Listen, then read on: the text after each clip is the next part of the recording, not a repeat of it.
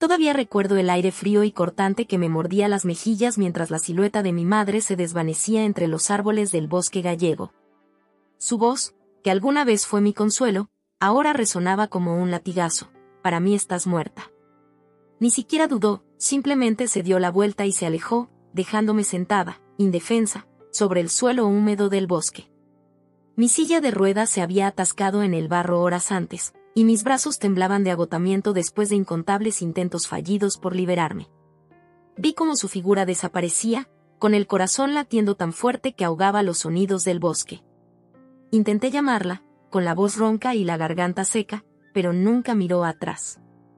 La traición fue como un golpe físico, era mi madre, la mujer que alguna vez había besado mis rodillas raspadas y trenzado mi pelo. Pero algo había cambiado hace mucho tiempo. Desde el accidente en la carretera de Lugo, dejó de verme como su hija y comenzó a tratarme como una carga. Sin embargo, nunca imaginé que me abandonaría así, en medio de la nada, sin comida, agua o forma de moverme.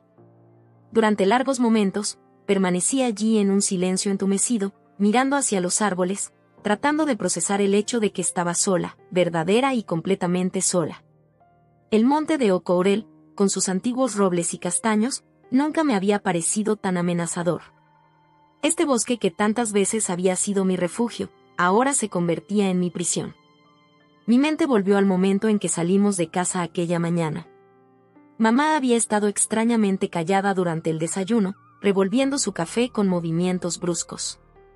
«Vamos a dar un paseo, Elena», dijo de repente. «Hace tiempo que no visitamos el bosque». Algo en su tono me pareció extraño, pero estaba tan emocionada por salir de casa después de semanas encerrada que no hice preguntas. El trayecto en coche fue silencioso. Mamá conducía con la mirada fija en la carretera, sus nudillos blancos sobre el volante.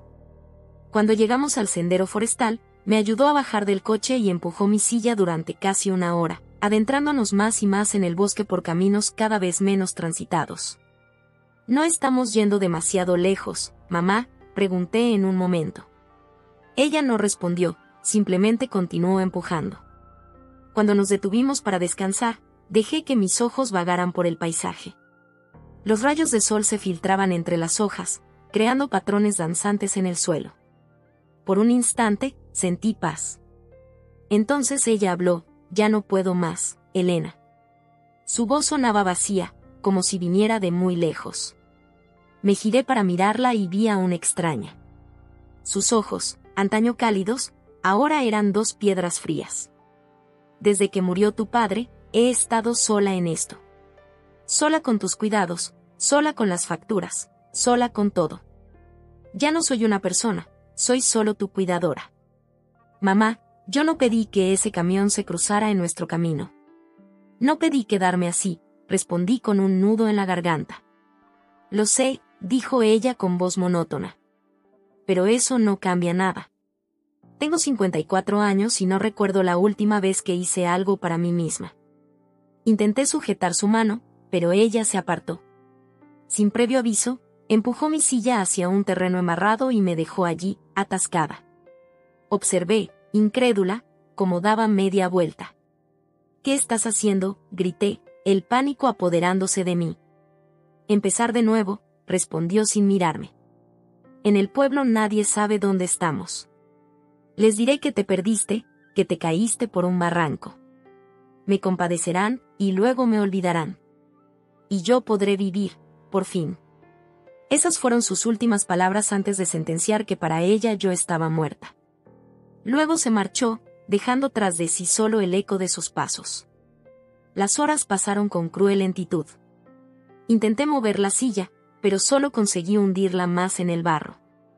Grité hasta quedarme sin voz, pero en aquel rincón remoto del bosque, nadie podía escucharme. El sol comenzó a descender, tiñendo el cielo de naranja y rojo. Pronto llegaría la noche, y con ella el frío cortante de las montañas gallegas. Pensé en mi padre, en cómo me hubiera abrazado diciéndome que todo estaría bien. Él nunca me habría abandonado. Pero papá ya no estaba, se lo había llevado el mismo accidente que me condenó a esta silla. Y ahora mi madre también se había ido, pero por elección propia. El frío comenzó a calarme los huesos mientras las sombras se alargaban. Los sonidos del bosque cambiaron, volviéndose más inquietantes. Escuché el ulular de una lechuza, el crujir de ramas bajo patas invisibles. Mis ojos, acostumbrándose a la penumbra, comenzaron a jugarme malas pasadas. ¿Era eso una figura entre los árboles? Entonces lo sentí. Una presencia. Un cambio sutil en el aire. Un leve crujido de hojas que no provenía del viento. Alguien, o algo, me estaba observando. El bosque se oscureció mientras el sol se ocultaba tras las montañas, proyectando largas y amenazantes sombras sobre el suelo. Mi respiración se entrecortó mientras entrecerraba los ojos para intentar ver entre los árboles. ¿Quién estaba allí afuera? Mis dedos se aferraron a los reposabrazos de mi silla con tanta fuerza que se pusieron blancos.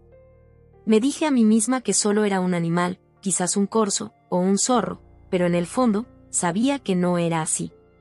Podía sentir unos ojos fijos en mí. La noche caía rápidamente sobre Ocourel, y con ella llegaba el frío característico de las sierras gallegas. Ya no sentía las puntas de mis dedos y mi nariz ardía por el aire helado. Sabía que si pasaba la noche a la intemperie, el frío podría matarme. Empecé a temblar, no solo de miedo sino también de frío. De repente, una figura emergió de entre los árboles. Alta, envuelta en una chaqueta oscura, con la cara parcialmente oculta bajo una boina típica de la región. Mi corazón latía tan violentamente que pensé que podría desmayarme. Intenté encogerme en la silla, hacerme invisible, pero el desconocido dio pasos lentos y deliberados hacia mí. ¿Por qué no decía nada? ¿Por qué simplemente se quedaba allí, observando? Cerré los ojos con fuerza, rezando para que se fuera, o para que despertara y esta pesadilla terminara. Cuando abrí los ojos, la figura estaba arrodillada ante mí. Pude ver solo sus manos callosas, quitando suavemente el barro alrededor de mis ruedas.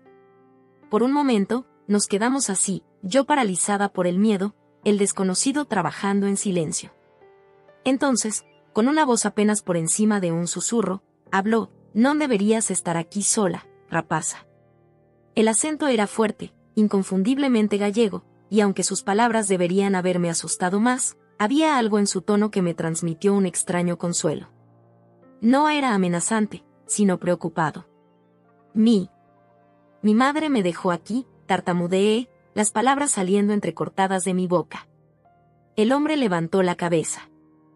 A la escasa luz pude distinguir un rostro curtido por el sol y el viento, con arrugas profundas alrededor de unos ojos oscuros y un espeso bigote canoso. Calculé que tendría unos 60 años. «¿Tu propia madre te abandonó en el monte?», preguntó con incredulidad. Asentí, incapaz de contener las lágrimas que comenzaron a rodar por mis mejillas. Había algo en la presencia de este extraño que rompió la barrera de shock que me había mantenido funcionando hasta ahora. El hombre sacudió la cabeza y murmuró algo que sonó como una maldición. Luego, con manos expertas, continuó trabajando para liberar mi silla del barro. Sus movimientos eran metódicos, como si hubiera hecho esto antes. «Me llamo Manuel», dijo sin levantar la vista de su tarea. «Soy de la aldea de Seoane, aquí cerca». «Elena», respondí automáticamente. «Soy de Quiroga». Manuel asintió. «Conozco Quiroga. Buenas viñas tienen allí». Era surrealista estar teniendo esta conversación tan mundana mientras él intentaba rescatarme de una situación desesperada en medio del bosque, pero de alguna manera, ese intercambio normal me ayudó a calmarme un poco. «¿Qué haces aquí?», me atreví a preguntar. «Estamos bastante lejos de cualquier camino». Manuel se detuvo un momento. «Soy apicultor. Tengo colmenas repartidas por todo el monte. Venía a revisarlas de este sector cuando escuché algo». Me miró brevemente. «Debieron ser tus intentos de moverte». Eso explicaba su presencia en un lugar tan remoto al anochecer. Los apicultores de la zona a menudo tenían colmenas en lo profundo del bosque, donde las abejas podían alimentarse del néctar de flores silvestres y castaños. Con un último esfuerzo, Manuel liberó mi silla. Mis ruedas, aunque embarradas, ya podían girar libremente. Exhaló profundamente y se levantó, sacudiéndose la tierra de las manos y pantalones. «Va a ser noche cerrada pronto», dijo mirando al cielo donde las primeras estrellas ya comenzaban a brillar. Y viene frío. No puedes quedarte aquí. El miedo regresó. ¿Qué pretendía este hombre? ¿Ayudarme realmente o...? Mi mente corrió hacia lugares oscuros.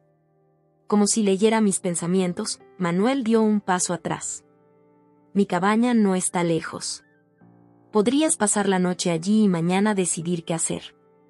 Al ver mi expresión, añadió rápidamente, o si prefieres, puedo ir a buscar ayuda y volver. Pero tardaría al menos 2 horas en ir y venir, y para entonces. No necesitó terminar la frase.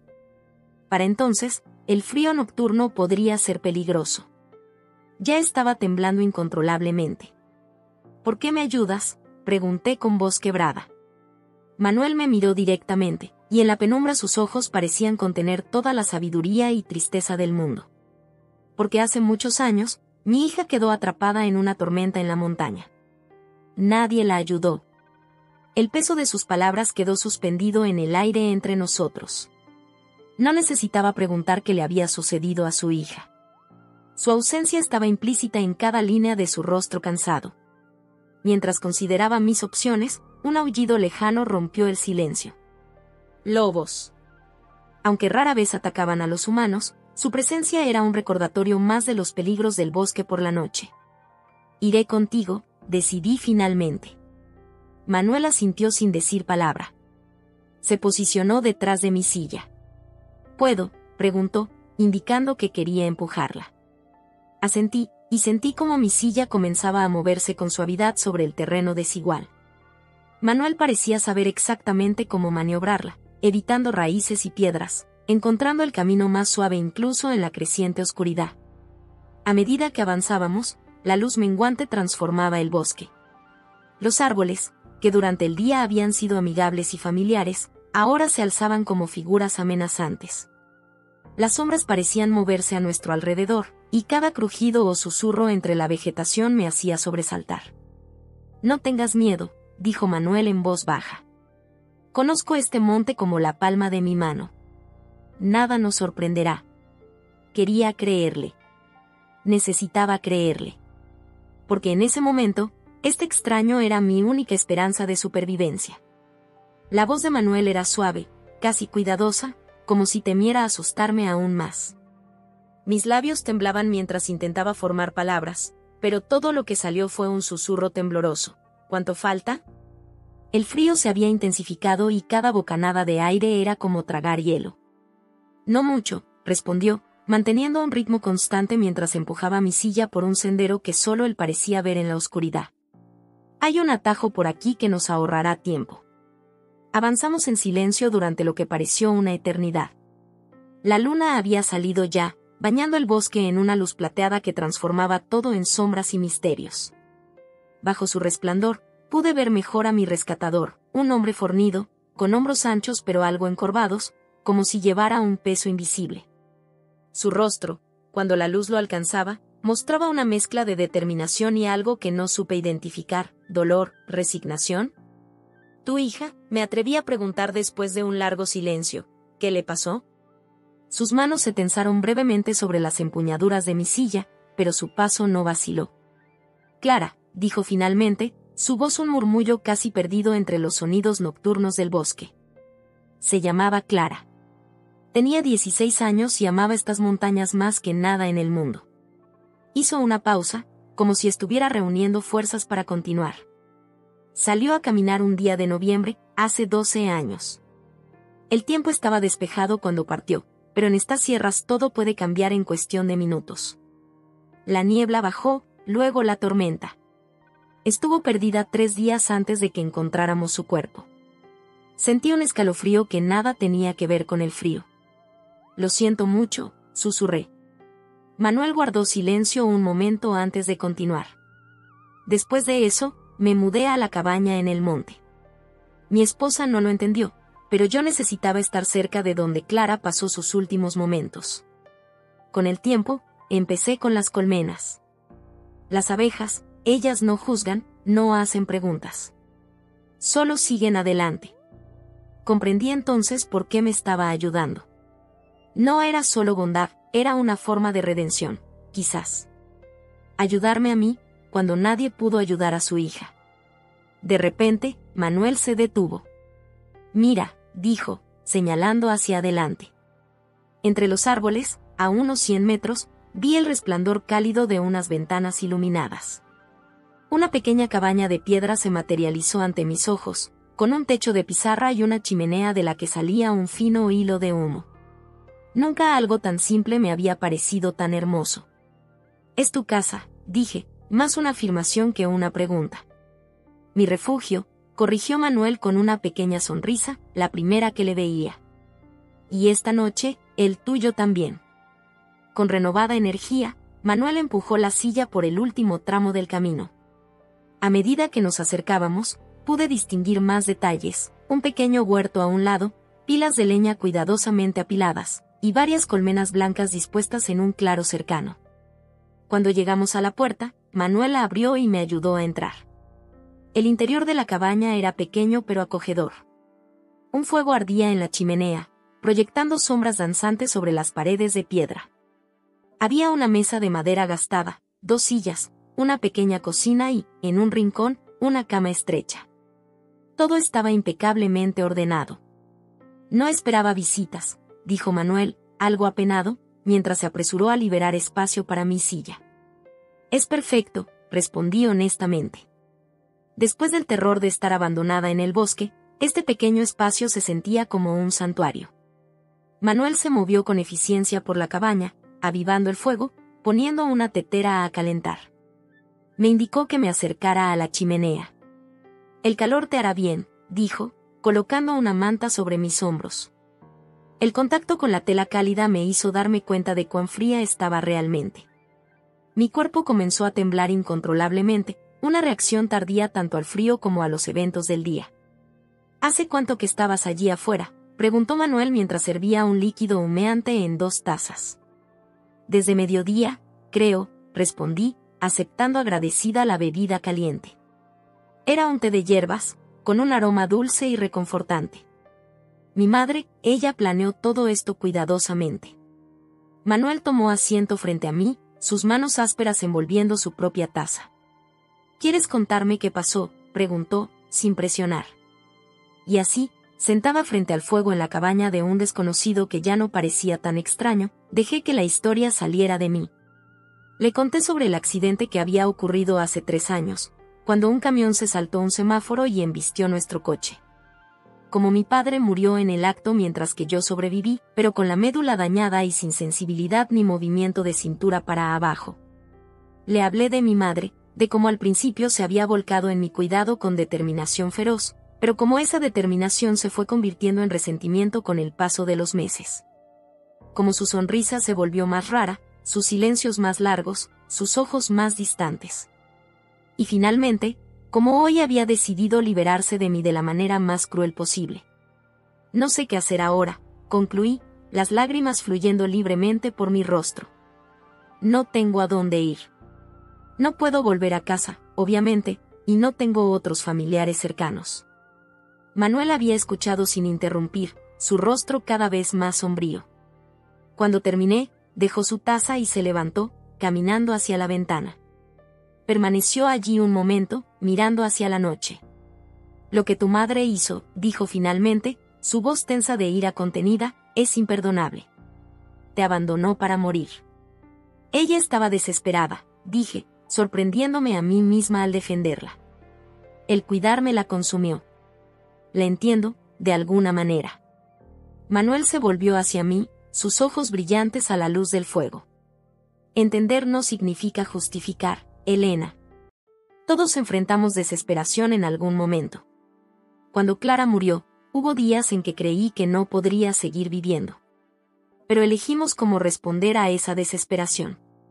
Tu madre eligió el camino de la crueldad». Sus palabras, aunque duras, contenían una verdad que no podía negar. Sin embargo, una parte de mí seguía buscando excusas para mi madre, quizás porque aceptar la magnitud de su traición era demasiado doloroso. «¿Qué harás ahora?», preguntó Manuel después de un momento de silencio. La pregunta me dejó helada. No había pensado más allá de la supervivencia inmediata. «No lo sé», admití.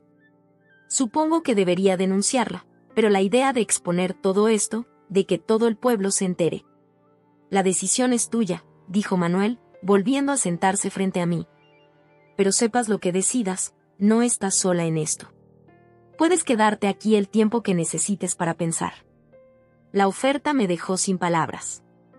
Este hombre, un completo desconocido hace unas horas, ahora me ofrecía refugio y apoyo sin pedir nada a cambio. ¿Por qué?, logré preguntar finalmente. ¿Por qué harías eso por mí? Manuel sonrió, una sonrisa triste pero genuina. Porque en este mundo, Elena, todos necesitamos ayuda en algún momento. Y porque, quizás, ayudándote a ti, puedo honrar la memoria de Clara de alguna manera.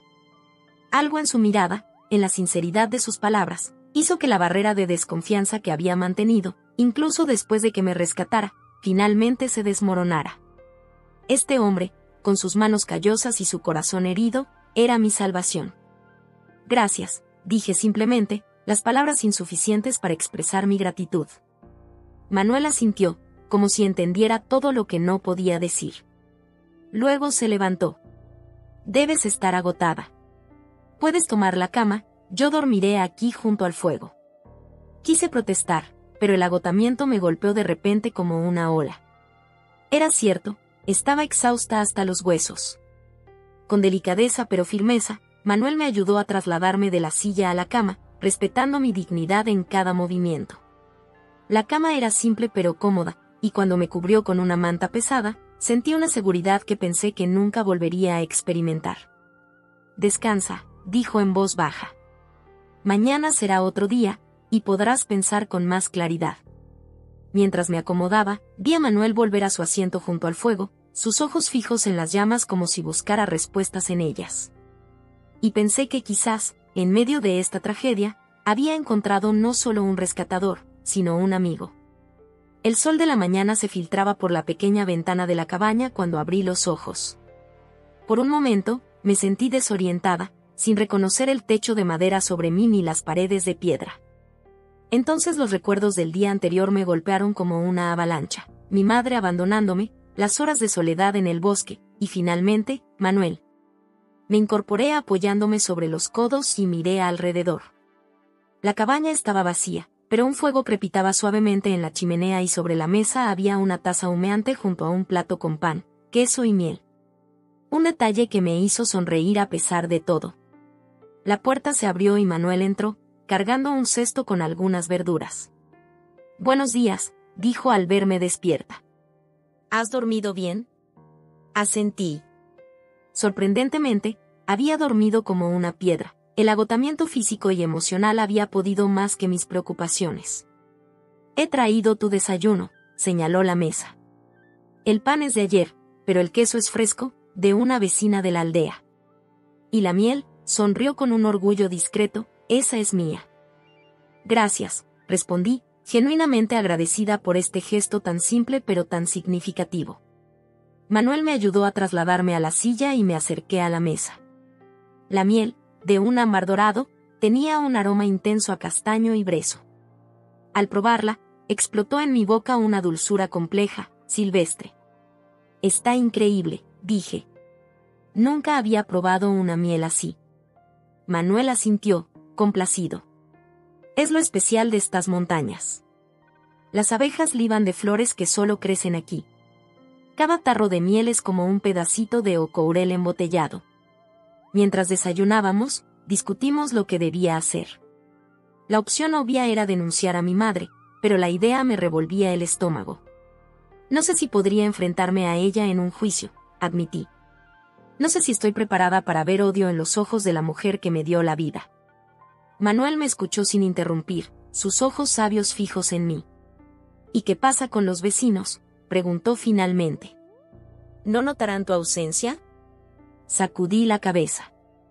Después del accidente, mi madre me mantuvo bastante aislada. Dejé de ir al instituto, perdí contacto con mis amigos. Las pocas personas que venían a casa siempre hablaban con mi madre, nunca conmigo directamente. Era como si fuera invisible. Hice una pausa, tragando saliva. Supongo que para muchos, ya estaba muerta. «Eso no es vida, Elena», dijo Manuel con firmeza. Eres joven, tienes todo el derecho a vivir plenamente, a tener amigos, estudiar, trabajar. ¿Cómo?, pregunté, un deje de amargura en mi voz. ¿Quién me va a dar una oportunidad así? Ya viste lo que mi propia madre pensaba de mí, una carga. Manuel me miró largo rato antes de responder. En Seoane hay una maestra, Lucía, que da clases a distancia. Ella podría ayudarte a terminar tus estudios. Y Santiago, el bibliotecario, necesita ayuda con el archivo digital. Siempre se queja de que los jóvenes ya no quieren trabajos aburridos, como ese. Lo miré sorprendida. ¿Estás sugiriendo que me quede aquí? ¿En el monte? No necesariamente en mi cabaña, aclaró rápidamente. Hay una casa vacía en la aldea, pertenecía a mi cuñada antes de que se fuera a Lugo. Podría hablar con ella. La oferta era tan inesperada que me dejó sin palabras. Ayer era una prisionera en mi propia casa, hoy alguien me ofrecía un camino hacia la independencia. Pero apenas me conoces, dije finalmente. ¿Por qué harías todo eso por mí? Manuel se levantó y fue hasta un pequeño baúl en la esquina de la cabaña. Sacó una fotografía enmarcada y me la entregó. En ella, una joven sonriente con largo pelo castaño y ojos vivos posaba en la cima de una montaña. Clara, dije, reconociendo a su hija por el parecido con Manuel. Él asintió. Era testaruda, valiente y nunca aceptaba un no por respuesta. Cuando se proponía algo, no había quien la detuviera. Sonrió con nostalgia. Hubiera cumplido 28 años el mes pasado. A veces me pregunto qué estaría haciendo ahora, qué tipo de mujer sería. Devolvió la foto a su lugar con suavidad, casi reverencia. Lo que quiero decir, Elena, es que la vida puede ser cruel, pero también nos da oportunidades inesperadas. Quizás esta es la tuya.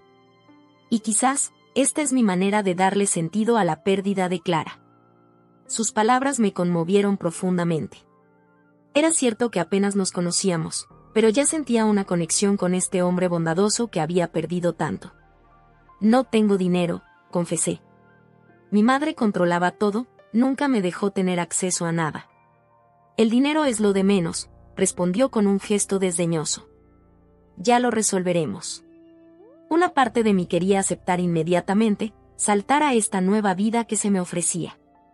Pero otra parte, la más cauta, la que había aprendido a desconfiar tras el abandono de mi madre, me advertía que fuera prudente. Podría pensarlo, pedí. Todo esto es demasiado para asimilar de golpe. Por supuesto, dijo Manuel comprensivamente. Mientras tanto, ¿qué te parece si te muestro un poco más de este lugar? El día está despejado, y hay un mirador no muy lejos donde podrías ver todo el valle. La idea de salir, de respirar aire fresco sin la sombra opresiva de mi madre, me atrajo inmediatamente. Asentí con entusiasmo. Manuel sacó de un armario una chaqueta gruesa que me ofreció. Las mañanas aquí son frías, incluso en primavera. La chaqueta me quedaba grande, pero su calor era reconfortante.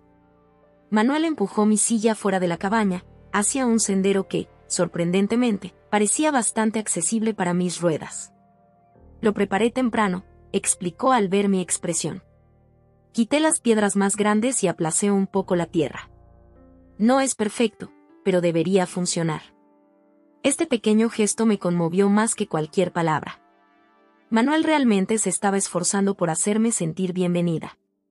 El sendero serpenteaba suavemente colina arriba, bordeando el límite del bosque.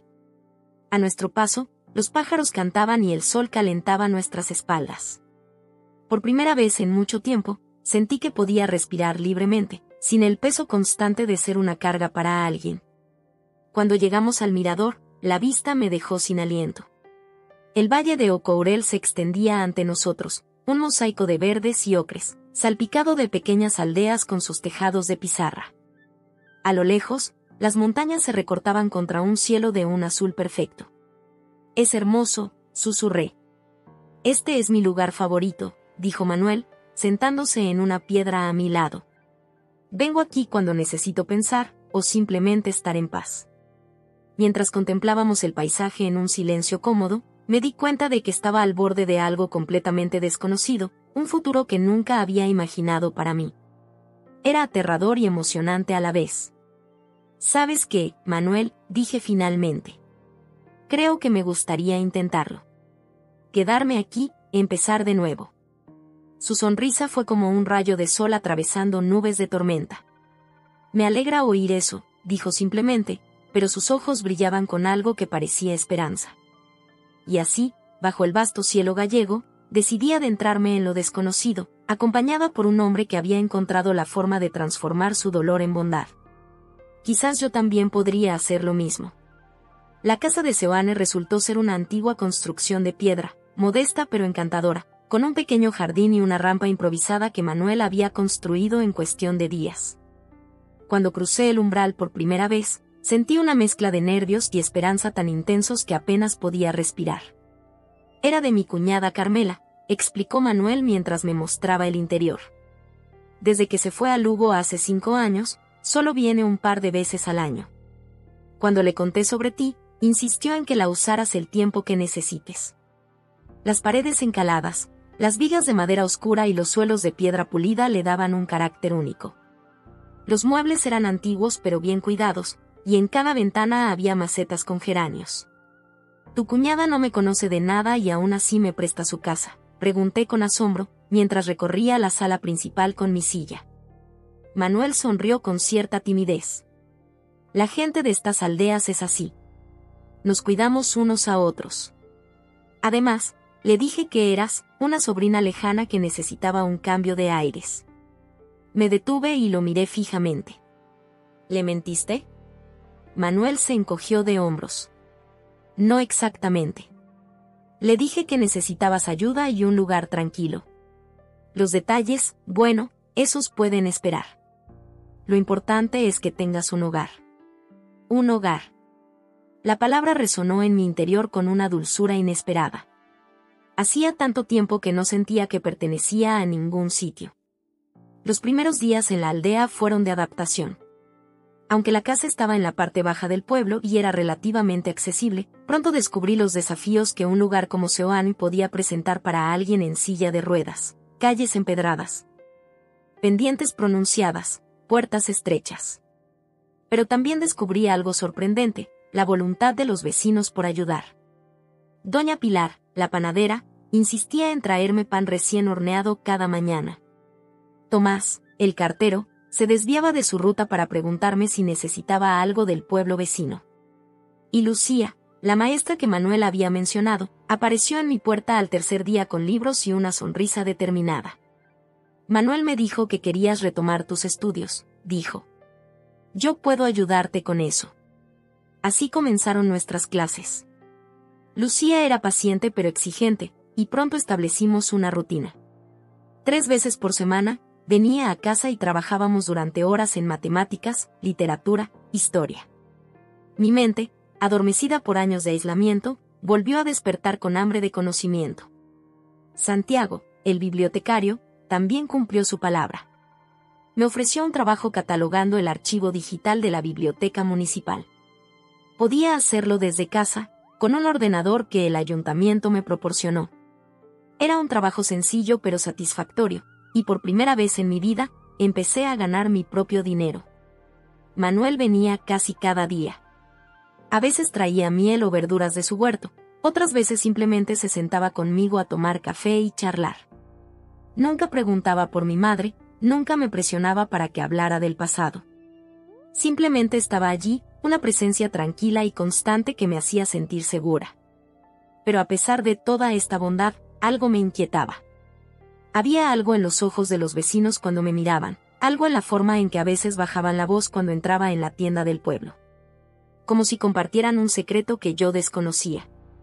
Una tarde, mientras Manuel y yo tomábamos té en el jardín, me armé de valor para preguntarle: ¿por qué todo el mundo me trata como si fuera de cristal? ¿Qué les has contado realmente sobre mí? Manuel dejó su taza y me miró largamente antes de responder. Les dije la verdad, Elena. Que tu madre te abandonó en el bosque y que yo te encontré. Que necesitabas un lugar seguro. La revelación me dejó helada. Todo el pueblo sabe lo que me pasó. Somos apenas 70 personas en Seoane, dijo Manuel con suavidad. Los secretos no duran mucho aquí. Pero nadie te juzga, Elena. Al contrario, están indignados con lo que te hicieron. Sentí que el rubor subía a mis mejillas, una mezcla de vergüenza y rabia. No quiero su lástima, dije entre dientes. No es lástima, respondió Manuel firmemente. Es solidaridad. Es humanidad. Todos en esta vida hemos pasado por momentos oscuros. Todos hemos necesitado ayuda alguna vez. Sus palabras tocaron algo profundo en mí, pero todavía había una pregunta que me carcomía. ¿Y qué pasa con mi madre? ¿Alguien la ha denunciado? Manuel suspiró. Quería hacerlo yo mismo, pero respetamos tu decisión de no involucrar a las autoridades. Sin embargo, don Álvaro, el alcalde, está al tanto. Si algún día cambias de opinión. Asentí, agradecida por este respeto a mi voluntad, aunque no estaba segura de merecerlo. Parte de mí seguía sintiéndome culpable por no denunciar a mi madre, como si al no hacerlo, estuviera siendo cómplice de mi propio abandono. El tiempo pasó, y con él, llegó el verano. Los días se alargaron, llenando la aldea de una luz dorada que transformaba hasta el rincón más sombrío.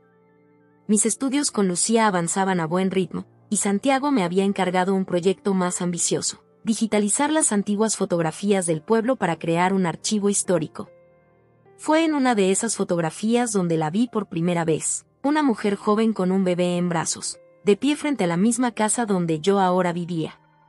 Había algo en su postura, en la manera en que sostenía al niño, que me resultó extrañamente familiar. Le di la vuelta a la foto y leí la inscripción descolorida: Elisa con Manuel, 1962. Cuando Manuel vino esa tarde, le mostré la fotografía. Es mi madre, dijo, tomándola con cuidado. Y ese bebé soy yo. Sus dedos acariciaron la imagen con nostalgia. Esta casa era nuestra entonces. Yo nací aquí. Lo miré sorprendida. ¿Esta era tu casa? Pensé que era de tu cuñada. Manuel desvió la mirada. Lo fue, por un tiempo. Después de que mi esposa y yo nos separáramos, tras la muerte de Clara, le dejé la casa a Carmela. Yo no podía seguir viviendo aquí. Demasiados recuerdos. Algo en su tono me alertó. Había más en esta historia, algo que no me estaba contando. Manuel, dije suavemente, ¿qué no me estás diciendo? Él suspiró profundamente, como si hubiera estado esperando esta pregunta. Supongo que es hora de que conozcas toda la verdad. Esta casa nunca dejó de ser mía. Carmela simplemente me permitió decir que era suya. ¿Por qué mentiría sobre eso? Porque quería darte un hogar, Elena. Uno que fuera tuyo de verdad, no prestado. Estoy tramitando los papeles para cedértela legalmente. La revelación me dejó sin palabras. Este hombre, que había sufrido tanta pérdida, estaba dispuesto a regalarme su hogar familiar, el lugar donde había nacido. No puedo aceptarlo, dije finalmente. Es demasiado. Por favor, respondió Manuel, tomando mis manos entre las suyas. Déjame hacer esto. Desde que Clara murió, he estado buscando una manera de darle sentido a mi vida. Ayudarte a ti me ha devuelto un propósito. Sus ojos brillaban con lágrimas contenidas, y en ese momento entendí algo fundamental: Manuel me necesitaba tanto como yo a él. Ambos habíamos sido abandonados a nuestra manera, y ambos estábamos encontrando una nueva forma de familia en el otro. Hay algo más que deberías saber, continuó Manuel, levantándose y yendo hacia un viejo secreter en la esquina de la sala. Del cajón superior sacó un sobre y me lo entregó. Esto llegó hace una semana. Con manos temblorosas, abrí el sobre. Era una carta de un bufete de abogados en Lugo. Mientras leía, sentí que el mundo se detenía a mi alrededor. Mi madre había sido encontrada. Estaba viva, en un hospital psiquiátrico en Ourense, después de haber intentado suicidarse. Los abogados estaban investigando el caso de mi desaparición. ¿Lo sabías?, pregunté con voz quebrada. ¿Sabías que la estaban buscando? Manuel asintió. El alcalde me avisó. Los abogados han estado haciendo preguntas en varios pueblos de la zona. Hizo una pausa. Elena, si quieres verla. La idea de enfrentarme a mi madre después de todo lo sucedido me provocó un nudo en el estómago. No sabía si estaba preparada para ello, si alguna vez lo estaría. Necesito tiempo, dije finalmente. Para pensar. Por supuesto, respondió Manuel. Se acercó y puso una mano en mi hombro. Hagas lo que hagas, recuerda que ya no estás sola. Tienes un hogar aquí, y personas que se preocupan por ti. Esa noche, mientras miraba las estrellas desde mi ventana, pensé en los giros que había dado mi vida. En cómo el abandono más cruel me había llevado a encontrar un nuevo hogar, una nueva familia. Las cicatrices seguían ahí, profundas y dolorosas, pero ya no definían quién era yo. Quizás algún día encontraría la fuerza para enfrentarme a mi madre. Quizás incluso encontraría en mi corazón la capacidad de perdonarla. Pero por ahora, me bastaba con saber que había un lugar en el mundo donde pertenecía. Un lugar que, con todas sus imperfecciones y secretos, podía llamar hogar. El otoño llegó a Ocourel pintando los bosques de ocres y rojos. Habían pasado casi 5 meses desde aquel día fatídico en que mi madre me abandonó, y mi vida había cambiado de formas que jamás habría imaginado. La casa de piedra en Seoane se había convertido verdaderamente en mi hogar, y yo en parte de la comunidad. Cada mañana, me despertaba con el sonido de los pájaros y el lejano repicar de las campanas de la iglesia.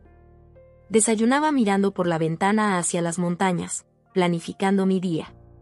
Trabajaba en los archivos de la biblioteca, estudiaba con Lucía, y en las tardes, a veces daba pequeños paseos por el pueblo, cada vez más segura en el manejo de mi silla.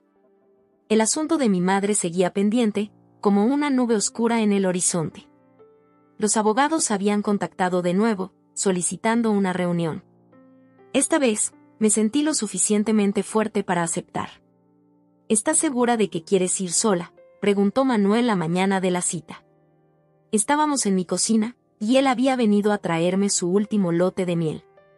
Necesito hacerlo así, respondí, agradecida por su preocupación pero determinada. Es algo entre mi madre y yo. Manuel asintió, respetando mi decisión aunque podía ver la inquietud en sus ojos. Estaré en Lugo todo el día, por si me necesitas. Una llamada y estaré allí en 10 minutos. El viaje a Lugo fue más fácil de lo que esperaba. Santiago me prestó su coche adaptado y conduje yo misma, disfrutando de la independencia que suponía este simple acto. Las carreteras serpenteaban entre valles y montañas, ofreciendo vistas espectaculares que contrastaban con mi estado de ánimo nervioso. El bufete de abogados estaba en un edificio moderno en el centro de la ciudad. La abogada, una mujer de mediana edad llamada Carmen Vázquez, me recibió con profesionalidad pero también con una calidez que no esperaba. Gracias por venir, Elena, dijo, ofreciéndome un asiento en su despacho. Sé que esto no debe ser fácil para ti. ¿Cómo está mi madre?, pregunté directamente, sin rodeos. Carmen cruzó las manos sobre su escritorio. Físicamente, recuperada del intento de suicidio. Mentalmente, está recibiendo tratamiento psiquiátrico. Sufre de depresión severa y trastorno de estrés postraumático, probablemente desde el accidente que sufrieron. Asentí, absorbiendo la información. Una parte de mí se había imaginado a mi madre viviendo felizmente sin mí, librada de su carga. Pero la realidad parecía ser muy diferente. Ella cree que estás muerta, continuó Carmen suavemente. Está convencida de que te dejó en el bosque y que falleciste. Es parte de su delirio. La noticia me golpeó con fuerza. ¿Y nadie le ha dicho la verdad? ¿Que estoy viva? Sus médicos piensan que aún no está preparada para enfrentar lo que hizo. Temen que pueda intentar suicidarse de nuevo. Carmen hizo una pausa. Pero ahora que has aparecido, las cosas han cambiado. Hay decisiones legales que tomar. Me explicó que mi madre enfrentaba posibles cargos por abandono e intento de homicidio, aunque su estado mental complicaba el caso. También había cuestiones sobre la propiedad de nuestra casa en Quiroga, y sobre quién asumiría la responsabilidad legal de mi madre si era declarada incapaz. ¿Puedo verla?, pregunté cuando Carmen terminó de exponerme la situación. La abogada pareció sorprendida. ¿Estás segura? No está obligada a hacerlo, Elena. Lo que ella te hizo. Necesito verla, insistí. Para entender. Para seguir adelante. Carmen asintió. Puedo organizarlo. Pero tendrá que ser bajo supervisión médica.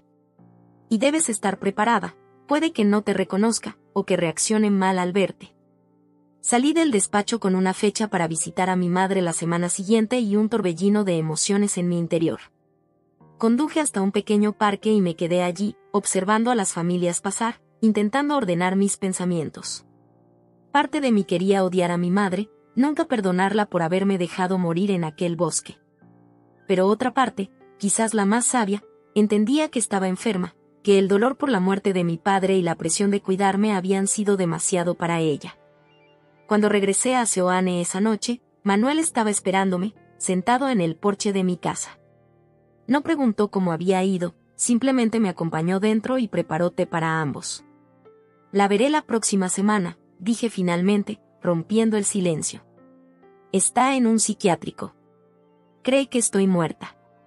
Manuel escuchó mientras le contaba todo, sus ojos nunca abandonando los míos, su presencia un ancla en medio de mi confusión emocional. ¿Sabes qué es lo más extraño?, dije al terminar. No siento odio. Pensé que lo haría, pero no es así. Solo siento tristeza. Por ella, por mí, por lo que pudimos haber sido y nunca fuimos. El odio solo te consumiría, respondió Manuel. Y ya has pasado suficiente dolor. Los días hasta la visita pasaron lentamente. Seguí con mi rutina, pero mis pensamientos siempre volvían a mi madre. ¿Qué le diría? ¿Cómo reaccionaría ella? Por las noches, tenía pesadillas donde volvía a estar en el bosque, abandonada, gritando sin que nadie me escuchara. El día finalmente llegó. Manuel insistió en acompañarme hasta Ourense, aunque acordamos que esperaría fuera durante la visita. El hospital psiquiátrico era un edificio antiguo pero bien mantenido, rodeado de jardines cuidados donde algunos pacientes paseaban bajo la vigilancia de cuidadores. La doctora López, psiquiatra de mi madre, me recibió en su despacho. Era una mujer de unos 50 años, con una mirada amable pero directa. He preparado a tu madre para esta visita, Elena, explicó. Le he dicho que alguien importante vendrá a verla, pero no le he revelado quién. Su mente es frágil, y necesitamos proceder con cautela. Asentí, sintiendo como mi corazón latía cada vez más rápido. Después de tantos meses, iba a enfrentarme a la persona que casi acaba con mi vida. La sala de visitas era luminosa, con grandes ventanales que daban al jardín. Mi madre ya estaba allí cuando entré, sentada en un sillón, mirando hacia afuera. Parecía más delgada, con el pelo casi completamente gris, aunque solo tenía 54 años. Al oír la puerta, se giró. Nuestras miradas se encontraron, y por un instante, el tiempo pareció detenerse. Vi el reconocimiento en sus ojos, seguido de incredulidad, terror y finalmente, algo que no esperaba, alivio. Elena, susurró, su voz apenas audible. ¿Eres realmente tú? Sí, mamá, respondí, acercando mi silla a ella. Soy yo. Lágrimas comenzaron a rodar por sus mejillas. Levantó una mano temblorosa, como queriendo tocarme pero sin atreverse. Pensé que estabas muerta. Que te había matado. Alguien me encontró, dije simplemente. Un hombre bueno que pasaba por el bosque. Mi madre cerró los ojos, sollozando ahora abiertamente. Lo siento tanto, Elena. No estaba bien. Desde que tu padre murió, desde el accidente, me perdí en la oscuridad. La observé llorar, esta mujer quebrada que alguna vez había sido el centro de mi universo. No sentí la satisfacción que quizás debería haber sentido al verla sufrir. Solo una profunda tristeza por todo lo que ambas habíamos perdido. Te he fallado de la peor manera posible, continuó. No merezco tu perdón. No lo estoy pidiendo. Solo quiero que sepas que cada día, cada minuto desde que te dejé allí, he vivido en un infierno de mi propia creación. Sus palabras eran sinceras, lo podía sentir. Y aunque no borraban el daño hecho, abrían una pequeña puerta hacia la comprensión. No puedo perdonarte hoy, mamá, dije con honestidad. Quizás nunca pueda. Pero estoy aquí, y estoy dispuesta a intentar entender. A intentar sanar, los dos. Nuestra conversación continuó, dolorosa pero necesaria. Le hablé de mi nueva vida en Seoane, de Manuel, de cómo había encontrado un propósito y una comunidad. Ella me contó sobre su tratamiento, sobre cómo estaba aprendiendo a enfrentar su culpa y su dolor. Cuando me despedí, prometiéndole volver, sentí como si un peso enorme se hubiera levantado de mis hombros. No era perdón, no todavía, pero era un comienzo. Manuel estaba esperándome fuera, su rostro ansioso. ¿Cómo ha ido?, preguntó cuando me vio. Ha sido liberador, respondí, sorprendida por la exactitud de esa palabra. Durante el viaje de regreso, contemplé el paisaje otoñal con nuevos ojos. Las montañas de Ocourel, que alguna vez habían sido testigos silenciosos de mi abandono, ahora me parecían protectoras, guardianas de mi nueva vida. Esa noche, en mi casa de Seoane, saqué un cuaderno nuevo y comencé a escribir. Palabras que había contenido durante meses fluyeron libres, formando frases, párrafos, páginas enteras. Escribí sobre el accidente, sobre mi padre, sobre los años de aislamiento, sobre el bosque y el abandono. Escribí sobre Manuel, sobre los vecinos de Seoane, sobre esta comunidad que me había acogido sin juzgarme. Y al amanecer, cuando levanté la vista del cuaderno, vi mi reflejo en la ventana, no una víctima, no una carga, sino una mujer fuerte que había sobrevivido a lo peor y estaba construyendo algo nuevo desde las cenizas. Me llamo Elena Fernández, dije en voz alta, saboreando cada palabra. Y esta es mi vida, mi elección, mi historia. Afuera, el sol comenzaba a iluminar las montañas, prometiendo un nuevo día. Y yo estaba lista para vivirlo, con todas sus posibilidades, con todo su potencial. Porque finalmente había recuperado lo más importante, a mí misma.